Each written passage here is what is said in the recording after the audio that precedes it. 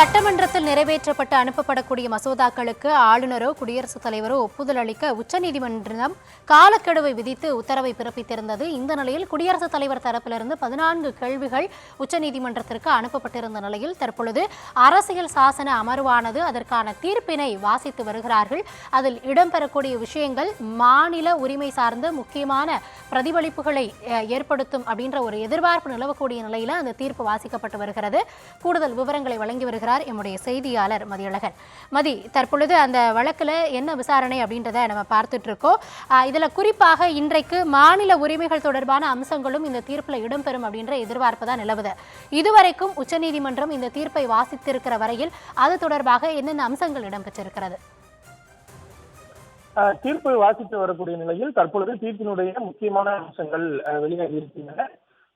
இந்த தீர்ப்பை பொறுத்தவரை ஆளுநர் அமைச்சரவை ஆலோசனையின்படியும் அவர்களின் வழிகாட்டுதலின்படியும் தான் நடக்க வேண்டும் என அரசியல் சாசனம் தெளிவுபடுத்தி இருக்கிறது. ஒரு மசோதா அமைச்சரவை மற்றும் தேர்ந்தெடுக்கப்பட்ட உறுப்பினர்களுடைய ஆதரவு இல்லாமல் சட்டமன்றத்தில் நிறைவேறி இருக்காது என வாதமானது முன்வைக்கப்பட்டது.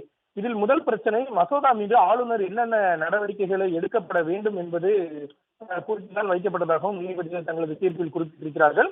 ஒரு மசோதா ஆளுநருக்கு அனுப்பி வைக்கப்பட்டவுடன் அதன் மீது முடிவெடுக்க 4 விருப்பங்களை அவருக்கு வழங்குகிறது என மத்திய அரசு சார்பில் வாதமானது முன்வைக்கப்பட்டது.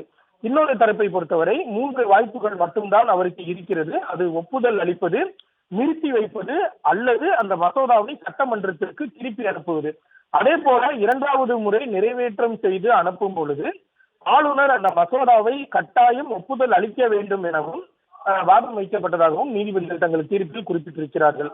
இந்த மசோதாவை நிறுத்தி வைக்கும் பொழுது அதற்கான காரணத்தை தெரிவிக்காமல் இருந்தால் அது கூட்டாட்சி தத்துவத்திற்கு எதிரானதாக இருக்கும் என்று நீதிபதிகள் தங்களது தீர்ப்பில் குறிப்பிட்டிருக்கிறார்கள். மேலும் மாநில சட்டமன்றங்களால் நிறைவேற்றப்படும் மசோதாக்களுக்கு ஆளுநர்கள் காலவரையின்றி ஒப்புதல் அளிக்காமல் அதனை நிறுத்தி வைக்க முடியாது என குறிப்பிட்டிருக்கிறார்கள்.